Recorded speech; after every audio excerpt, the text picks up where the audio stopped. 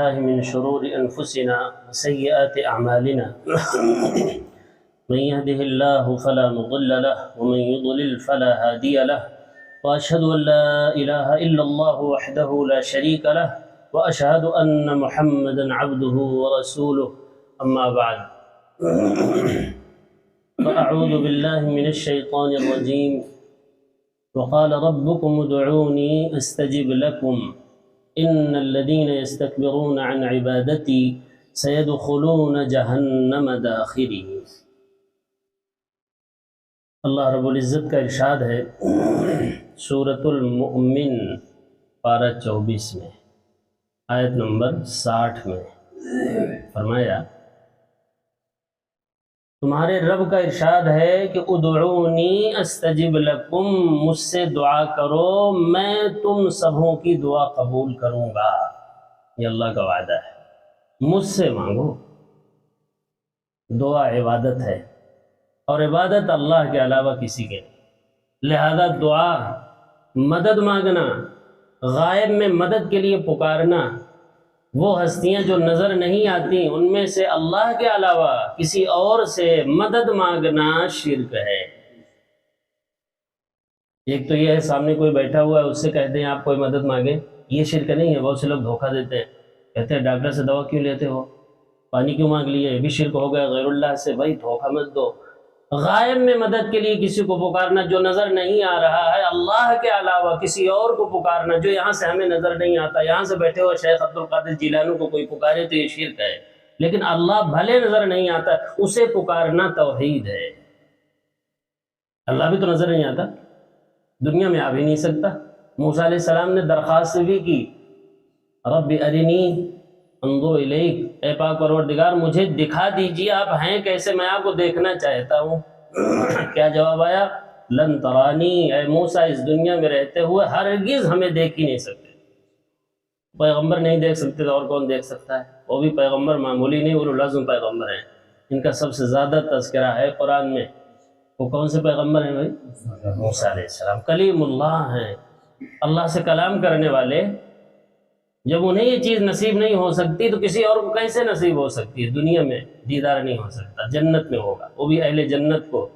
جو جہنم میں جائیں گے ان کو وہ اس سے بھی محروم ہوں گے۔ عن ربہم یومئذ لمحجوبون، وہ اپنے پروردگار کے دیدار سے بھی، جو ایمان اور عمل صالح والی زندگی یہاں اختیار نہیں کیے، وہ اپنے رب کے دیدار سے بھی محروم کر دیے جائیں گے۔ اللہ اکبر، کتنا بڑا خسارہ ہے کہ رب کو یہاں بھی نہیں دیکھا انسان نے اور آگے بھی نہ دیکھے، اس سے بڑا کوئی خسارہ ہی نہیں۔ جنت کی بھی جنت ہے اگر کوئی چیز تو وہ رب کا دیدار ہے، جنت کی بھی جنت ہے۔ اللہ کے دیدار کے بعد جنت کی نعمتیں ہیچ معلوم ہونے لگیں گی۔ تو کیا فرمایا گیا؟ لن ترانی، اے موسیٰ اس دنیا میں رہتے ہوئے مجھے ہرگز دیکھ نہیں سکتے ہو۔ ٹھیک ہے، تجربہ کرا دیتا ہوں تاکہ یقین آ جائے۔ وَلَكِنِ انظُرْ إِلَى الْجَبَلِ فَإِنِ اسْتَقَرَّ مَكَانَهُ فَسَوْفَ تَرَانِي، میں اپنا تھوڑا سا جلوہ، تھوڑی سی تجلی پہاڑ پر اتارتا ہوں جو بہت مضبوط مخلوق ہے، تم تو کمزور مخلوق ہو۔ خلق الانسان ضعیفا، انسان کو اللہ نے بہت کمزور پیدا کیا ہے، چلتے چلتے ذرا ٹھوکر لگی تو گیا۔ اللہ نے اسے عقل سے نوازا ہے، یہ ہے بڑی اہم چیز، لیکن ہے کمزور یہ۔ اس سے مضبوط دوسری مخلوق ہے، آسمان ہے، زمین ہے، پہاڑ ہے۔ اللہ نے کہا انتم اشد خلقا ام السماء، تم زیادہ بڑی چیز ہو یا آسمان؟ آسمان کی تخلیق بڑی چیز ہے، اللہ نے اسے کر دیا، دوبارہ تمہیں کیوں نہیں پیدا کر دے گا؟ تو آسان ہے۔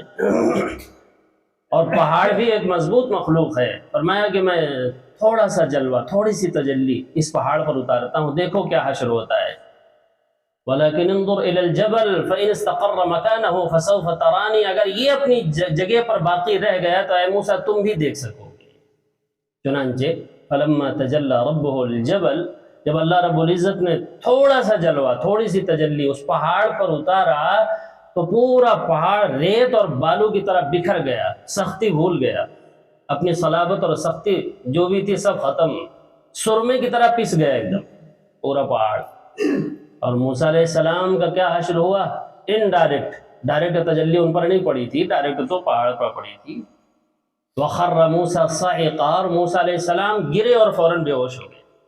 فلما افاقہ، جب افاقہ ہوا، قال تبت الیک وانا اول المسلمین، تو انہوں نے توبہ کیا اپنی اس درخواست سے کہ اللہ میں نے جو درخواست کی وہ واقعی میں یہاں پوری نہیں ہو سکتی،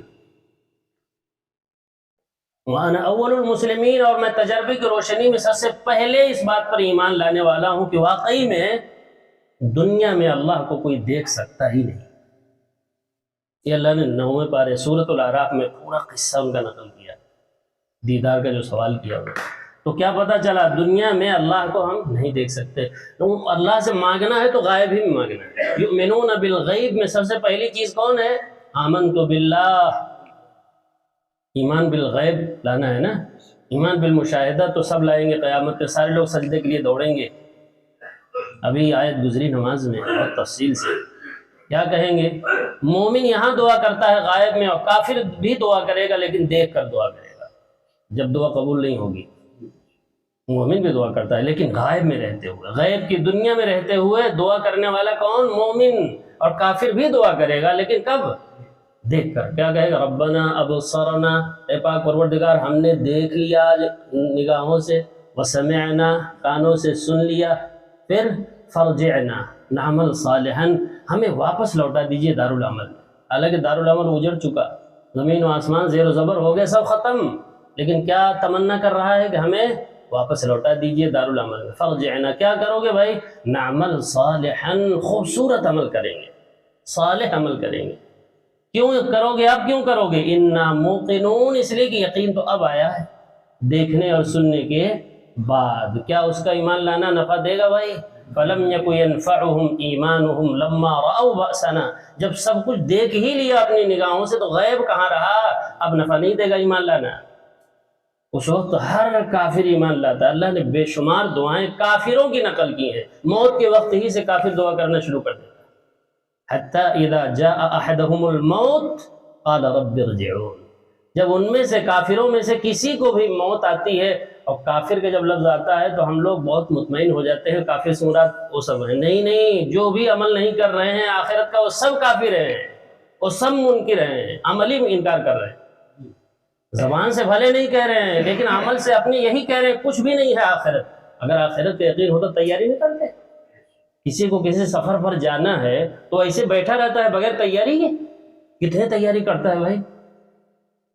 تو آخرت کا یقین ہے اور تیاری کچھ نہیں، دراصل یقین ہے ہی نہیں، عملی کفر ہے۔ ہمارے گھروں میں بھی ایسے افراد موجود ہیں، ہم خالی انہی کی فکر میں نہ رہیں۔ قرآن میں کافر کا لفظ آیا نہیں کہ فوراً ذہن کہاں جائے گا؟ جو بت پوجنے والے ہیں، جو اپنے ہاں عملی کافر عملاً کفر کر رہے ہیں، کوئی تیاری آخرت کی نہیں کرتے ہیں، سارے معاملات چوپٹ ہیں، ان کی طرف دھیان ہی نہیں۔ اِذَا موقنون، تو بہرحال تو اللہ تعالیٰ نے فرمایا وقال ربکم، تمہارے رب کا ارشاد ہے ادعونی استجب لکم، مجھ سے دعا کرو اے میرے بندو، میں تمہاری دعاؤں کو قبول کروں گا۔ آگے فرمایا اتنا ہی نہیں، اور دعا نہ کرو گے تو پھر کیا کریں گے؟ ان الذین یستکبرون عن عبادتی، یقیناً جو لوگ میری عبادت سے، اور عبادت میں دعا بھی ہے، میری عبادت سے تکبر کرتے ہیں، میری عبادت نہیں کرتے ہیں، حالانکہ پیدا ہی کیا گیا ہے کس لیے؟ عبادت کے لیے۔ وما خلقت الجن والانس الا لیعبدون، تو جو لوگ تکبر دکھاتے ہیں، عبادت نہیں کرتے ہیں، سیدخلون جہنم داخرین، ابھی جلد ہی مرنے دیجیے ان کو، جہنم میں ذلیل اور رسوا کر کے داخل کریں گے۔ یہ سب قرآن کی آیتیں ہیں، محکم آیتیں، لا ریب آیتیں ہیں۔ اور بھائی قرآن کے بارے میں ہمارا عقیدہ ہے نا کہ قرآن کی کوئی بھی بات ادھر سے ادھر نہیں ہو سکتی۔ ہماری باتیں غلط ہو سکتی ہیں، ہماری نگاہیں غلط دیکھ سکتی ہیں، لیکن اللہ کی کتاب کی بات غلط نہیں ہو سکتی۔ جو جس طرح اس میں لکھا ہوا ایسے ہی ہونا ہے، تبھی تو سچی کتاب ہے۔ اور اگر وہ باتیں نہ ہوں تو سچی کتاب رہی؟ سچی کتاب ہے۔ تو بہرحال جمعہ کو سلسلہ رہتا ہے دعا سیکھنے کا، بہت ساری دعائیں الحمدللہ، قرآنی دعائیں جو قرآن میں اللہ نے سکھایا ہے، نبیوں کے ذریعے سے جو دعائیں سکھائی ہیں وہ سامنے لائی جاتی ہیں، تاکہ ہم ان دعاؤں کو مانگنے والے بنیں جو خود اللہ نے سکھایا ہے اور قرآن میں اتارا ہے۔ اس لیے کہ اس دعا سے بڑھ کر جلد قبول ہونے والی کوئی دعا ہو ہی نہیں سکتی۔ باقی تو جس زبان میں چاہے دعا کرے، جو چاہے اللہ سے مانگے، اللہ کے دربار میں کوئی کمی تھوڑی ہے۔ لیکن سب سے بڑھ کر وہ دعائیں ہیں، جلد قبول ہونے والی وہ دعائیں ہیں جو اللہ نے قرآن میں اتارا ہے، قرآن میں سکھایا ہے، پھر اللہ کا کلام ہے یہ، یعنی باقی جو چیزیں آپ کہیں گے وہ مخلوق ہے، اللہ کا کلام نہیں ہے، اللہ کا کلام ہے۔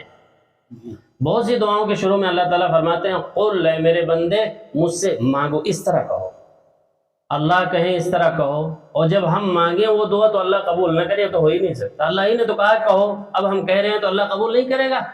آج ہم لوگ وہ دعا سیکھیں گے جن میں اللہ نے کہا قل، کہو، کہو کا مطلب ہے ایسے مانگو، اب جب ہم مانگیں گے تو ہو ہی نہیں سکتا کہ اللہ اسے قبول نہ کرے، اللہ ہی نے تو کہا کہو، ایسے کہو، قل اعوذ برب الفلق، کہو اس طرح مانگو ہم سے، اعوذ برب الفلق من شر ما خلق ومن شر غاسق اذا وقب ومن شر النفاثات في العقد ومن شر حاسد اذا حسد، مجھ سے اس طرح مانگو۔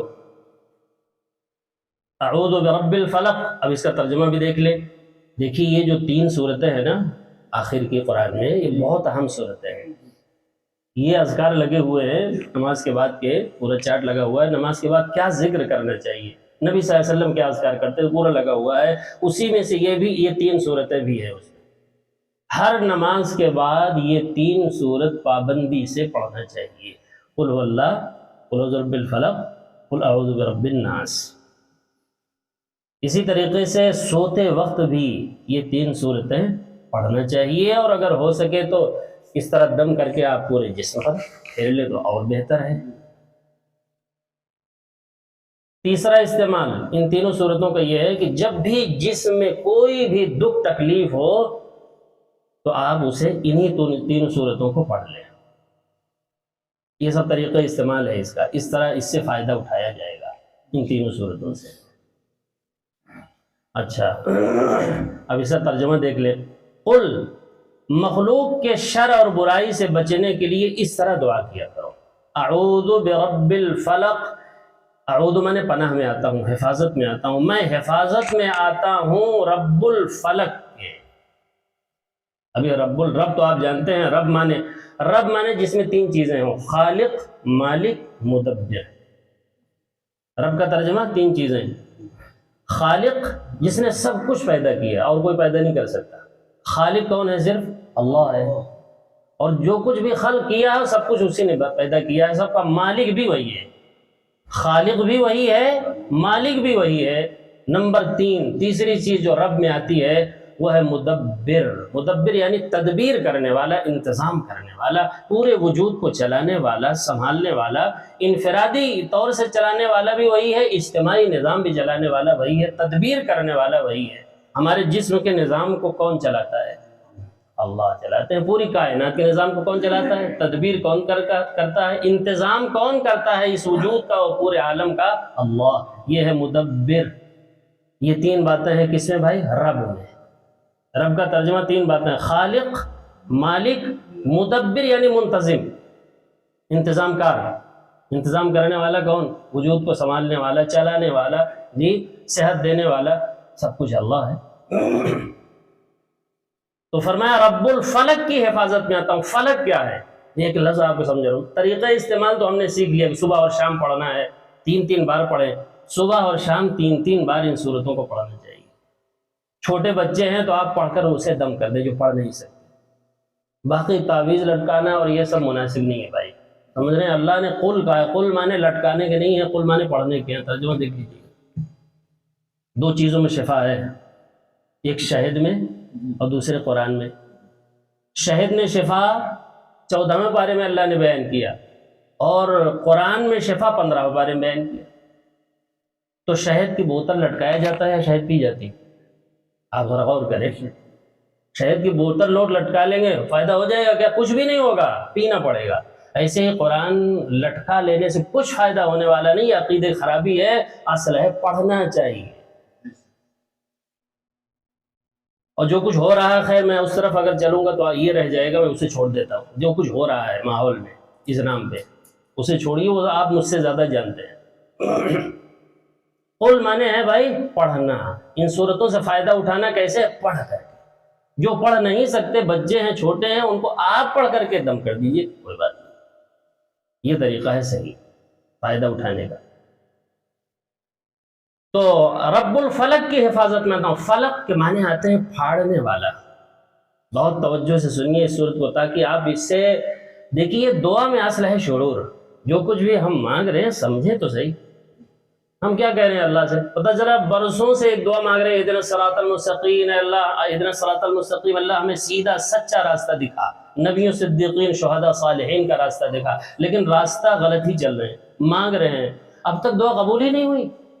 اللہ تو کہتا ہے مجھ سے مانگو میں دعا قبول کروں، ابھی آیت گزری نا سورہ مومن کی، ابھی قبول ہی نہیں ہوئی۔ یہود و نصارہ کے طریقے کو پسند بھی کر رہے ہیں، دعا بھی مانگ رہے ہیں، غیر المغضوب علیہم ولا الضالین، اللہ یہود و نصارہ کے طریقے سے ہمیں بچائیے، چل بھی رہے ہیں۔ بات دراصل یہ ہے کہ ہم اپنی دعا کو سمجھتے نہیں، جو کچھ بھی مانگ رہے ہیں شعور نہیں ہے، سمجھ نہیں۔ ضرورت اس بات کی ہے کہ جو کچھ بھی ہم اللہ سے مانگیں سمجھ کر مانگیں، کیا ہم مانگ رہے ہیں۔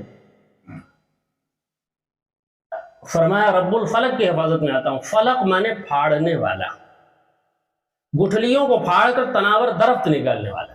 یہ کون ہے؟ ان اللہ فالق الحب والنوى، وہ اللہ ہی ہے جو گٹھلیوں کو پھاڑ کر کے 6 ارب گنا درخت اس سے نکال دیتا ہے، اس ایک گٹھلی سے۔ کوئی نکال سکتا ہے؟ 6 ارب گنا بڑا اسی گٹھلی سے بڑا نکلتا ہے کہ نہیں نکلتا ہے درخت؟ کتنا گنا بڑا ہوتا ہے تصور ہی نہیں کر سکتے، اس سے بھی زیادہ۔ بعض درخت تو پتہ نہیں کتنے لمبے ہوتے ہیں۔ یہ ہے فالق الحب، فلق مانے پھاڑنا، یہ پورا پورا سمندر ہے اس ایک ایک لفظ میں۔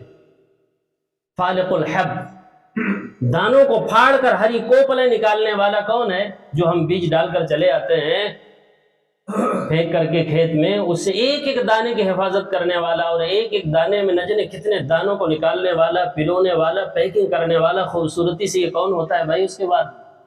اللہ ہی تو ہے۔ یہ ہے فالق الحب، یہ ہے فلق۔ فالق الحب، دانوں کو پھاڑ تو ہم بھی سکتے ہیں لیکن وہ ضائع ہو جائے گا، ہے نا؟ دانوں کو پھاڑ تو ہم بھی سکتے ہیں لیکن کچھ ہوگا نہیں اس سے۔ اللہ جب پھاڑتا ہے تو کئی گنا اس سے نکال دیتا ہے، ہری کوپلیں اس سے نکالتا ہے۔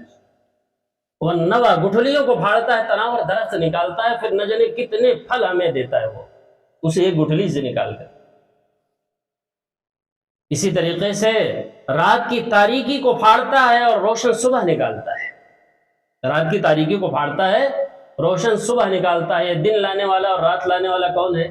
اللہ ہے۔ قل ارأيتم ان جعل الله عليكم الليل سرمدا الى يوم القيامة من اله غير الله يأتيكم بضياء، بتاؤ تو صحیح، اگر اللہ تعالیٰ رات لائے اور ٹھہرا دے، ہے کسی میں طاقت دن لا کے بتا دے؟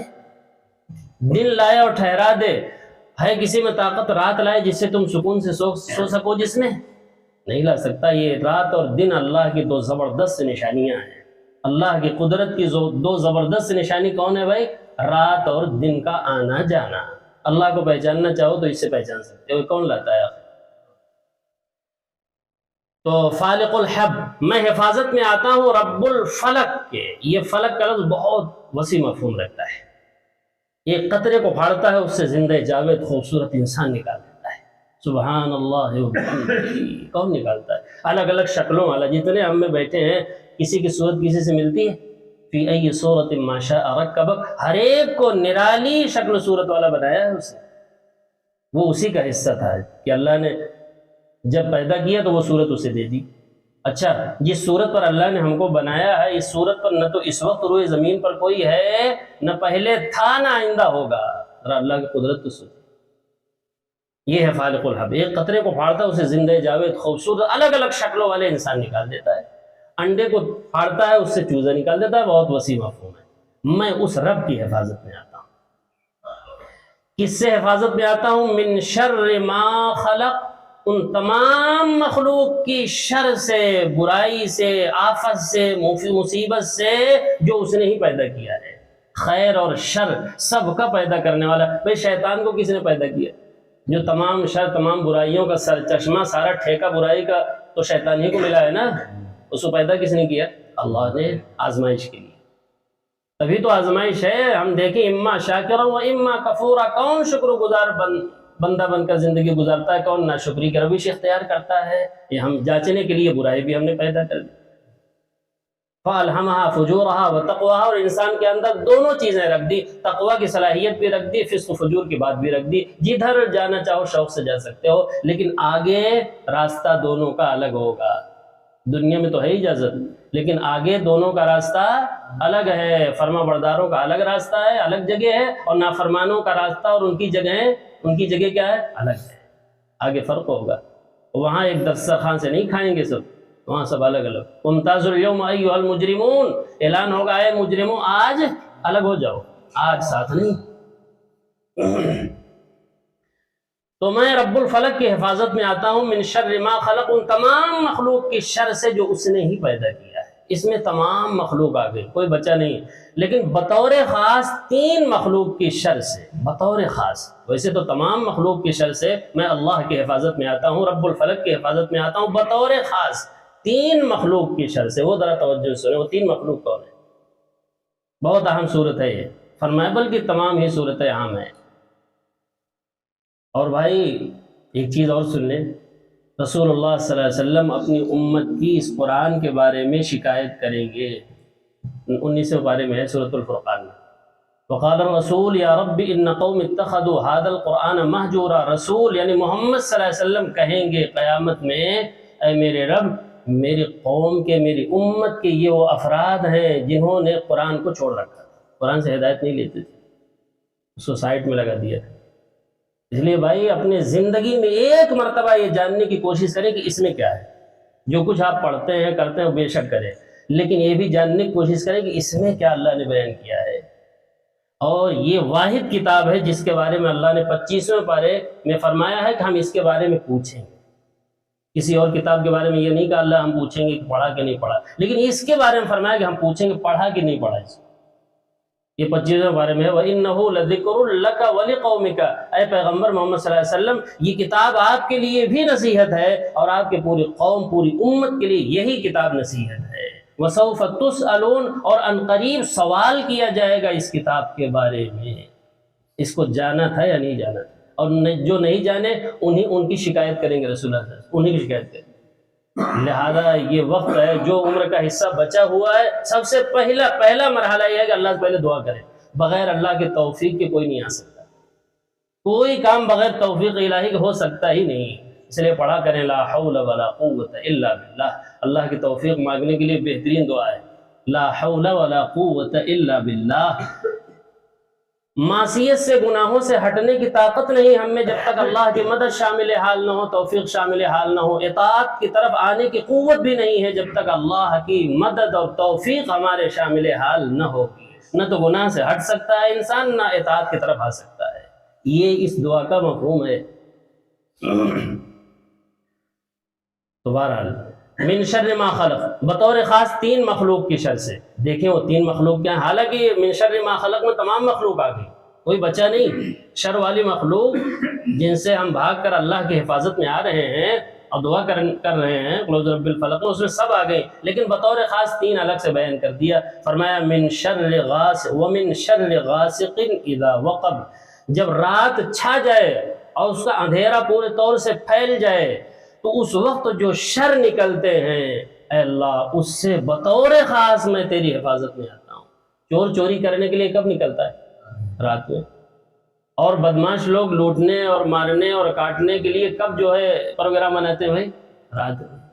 سانپ بچھو نکل پڑتے ہیں کب؟ رات میں. تو رات میں بطور خاص جو شر پہنچتا ہے اللہ اس سے تو بطور خاص میں تیری حفاظت میں آتا ہوں. جب آپ اسے رات میں پڑھ لیں گے تو کوئی چیز بھائی نقصان دے گی؟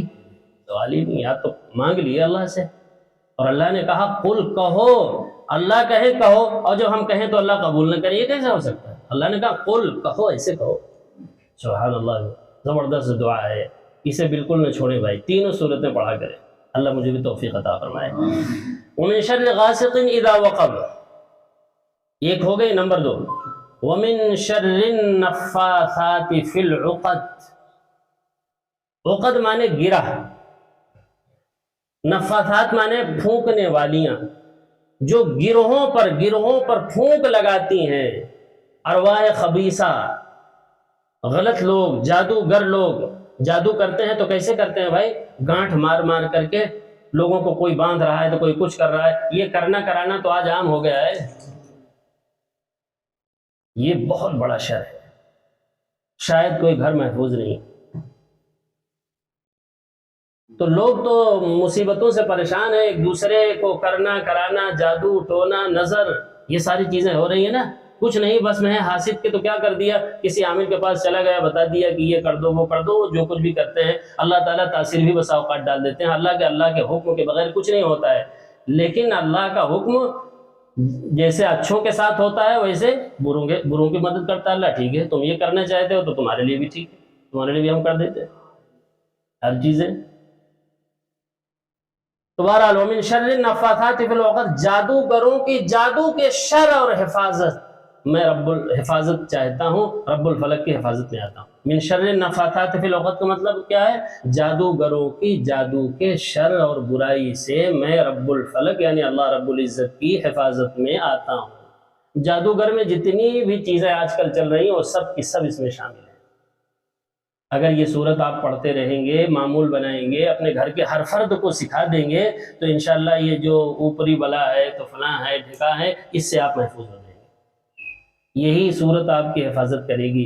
یہ دو صورتیں باڈی گارڈ ہیں، اس لیے آخر میں اللہ نے رکھا ہے۔ پورا قرآن بیان کرنے کے بعد دو باڈی گارڈ دے دیا، یہ رکھو اپنے ساتھ، یہ تمہاری حفاظت کرتے رہیں گے، لہذا ان دونوں کو اپنے ساتھ رکھیں، ان دونوں صورتوں کو بلکہ تینوں کو، قل ہو اللہ بھی ملا ہے، اس لیے کہ اس میں اللہ کا تعارف ہے، اللہ ہے کون، جو حفاظت کرے گا وہ کون ہے، اس کا تعارف تو قل اللہ میں ہے۔ جس شر سے بچنا ہے وہ دو صورتوں میں ہے، اور جو حفاظت کرنے والی ذات ہے وہ کون ہے، وہ اللہ ہے، اس کا تعارف قل اللہ میں وہ بھی ضروری ہے۔ اس کے بارے میں تو ہے کہ شروع سے قرآن کے برابر ہے، ایک مرتبہ قل اللہ پڑھنے کا ثواب کتنا بتایا گیا؟ 10 پارہ، اور 3 مرتبہ پڑھ لیا تو پورا قرآن۔ بے شک صحیح ہے، چونکہ 3 اہم مضمون ہیں، توحید، رسالت، آخرت، تو ایک حصہ تو اسی میں بیان ہوا توحید کا۔ جی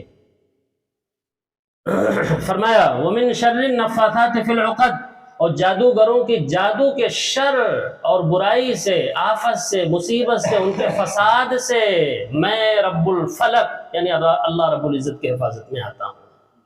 جب آپ حفاظت میں آ جائیں گے تو لوگ جادو کرتے رہے، آپ تک انشاءاللہ پہنچنے کچھ بھی نہیں پائے گا، یقین رکھیں، یقین آئے گا کرنے سے۔ جب آپ اسے پڑھتے رہیں گے تو یقین پیدا ہوگا، آپ سوچیں گے یقین ہو جائے تب پڑھیں گے، تو ایسا نہیں ہوتا۔ وہ کام پہلے شروع کرو، پہلے دعائیں شروع کرو، وہ یقین بھی آتا جائے گا۔ آخری چیز جو بہت اہم ہے، بطور خاص ومن شر حاسد اذا حسد، بطور خاص میں حاسدین کے حسد کے شر اور برائی سے اے اللہ آپ کی حفاظت میں آتا ہوں۔ اذا حسد، جب وہ حسد کرنے پر آ جائے اور حسد والا کام شروع ہی کر دے، تب خاص طور سے اے اللہ میں آپ کی حفاظت میں آتا ہوں۔ یہ بہت عجیب چیز ہے بھائی، حاسد سے جتنا نقصان انسان کو ہوتا ہے، بھائی حسد ہی ہے جس کی وجہ سے ہم لوگ دنیا میں آ گئے۔ آدم علیہ السلام سے شیطان نے کیا کیا؟ حسد ہی تو کیا تھا۔ ارأیتک ھذا الذی کرمت علیہ، جب اللہ نے کہا بنانے کے بعد کہ سب لوگ سجدہ کرو آدم کی طرف منہ کر کے، فسجد الملائکہ، سارے فرشتوں نے سجدہ کیا الا ابلیس، سوائے ابلیس کے۔ کیوں اس نے سجدہ نہیں کیا؟ جانتے ہیں؟ حسد کی وجہ سے۔ اس کو آدم سے حسد ہو گیا، کیا ہے یہ ابھی بنائے گئے، مٹی سے بنائے گئے، ان کی طرف سارے فرشتے کو حکم ہو گیا سجدہ کریں۔ ارأیتک ھذا الذی کرمت علیہ، اچھا آپ نے مجھ پر ان کو کرامت دے دی، بزرگی دے دی، ان کو بڑھا دیا۔ یہ قرآن میں کرمت علیہ، لئن اخرتنی الی یوم القیامہ لاحتنکن ذریتہ الا قلیلا، اے اللہ ہمیں قیامت تک آپ مہلت دیجئے، اور اگر مہلت دے دیا آپ نے نا، میں ایک کو بھی نہیں چھوڑوں گا، سیدھے راستے سے ہٹا کے ہی رہوں گا۔ لَأَقْعُدَنَّ لَهُمْ صِرَاطَكَ الْمُسْتَقِيمَ، سیدھے راستے پر صراط مستقیم پر بیٹھ جاؤں گا۔ ثُمَّ لَآتِيَنَّهُمْ مِنْ بَيْنِ أَيْدِيهِمْ وَمِنْ خَلْفِهِمْ وَعَنْ أَيْمَانِهِمْ وَعَنْ شَمَائِلِهِمْ، آگے سے، پیچھے سے، دائیں سے، بائیں سے، ہر طرف سے ان پر حملہ آور ہوں گا، اور ایک کو بھی شکر نہیں کرنے دوں گا۔ یہ نہیں کہا نمازی نہیں بننے دوں گا، یہ کہا شکر گزار نہیں ہوں گے، سب ناشکری کریں گے۔ اتنی نعمتوں کی بارش اللہ کریں گے، لیکن بہت سے لوگ ہیں، ان سے ذرا پوچھیے بھائی کیا حال ہے، مت پوچھو بھائی، بہت برا حال ہے۔ اللہ اکبر، دیکھ رہے ہیں آنکھ سے، آنکھ صحیح سالم ہے، کان سے سن رہے ہیں، چل رہے ہیں، یہ احساس ہی نہیں کتنی بڑی نعمتیں ہیں یہ سب۔ ہمیشہ جو ہے ناشکری ہی کے لیے زبان کھولتے ہیں. تو کیا کہا شیطان نے؟ شکر گزار نہیں بننے دوں گا. تو یہ حسد اتنی بڑی بیماری ہے کہ آدم علیہ السلام سے حسد ہی کیا تھا اس نے. ابا واستکبر، انکار کر دیا، واستکبر اور غرور کیا اللہ کے حکم کے مقابلے میں، وکان من الکافرین، اور ہمیشہ کے لیے کافروں میں سے ہو گیا.